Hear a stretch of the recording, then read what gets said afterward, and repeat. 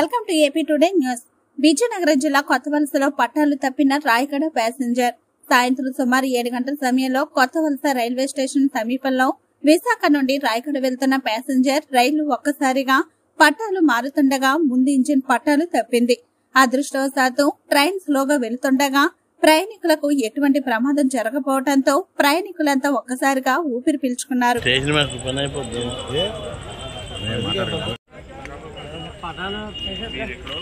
వెళ్ళిపోతుంది నాకు గారపడిపోక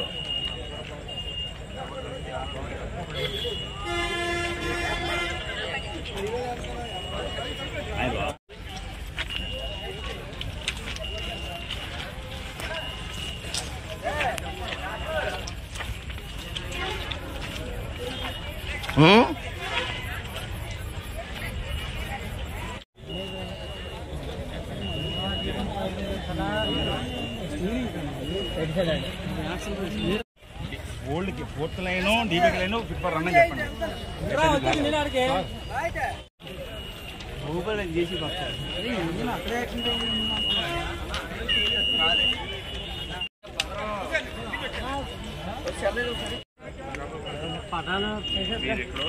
వెళ్ళిపోతుంది నాకు గారపడిపోక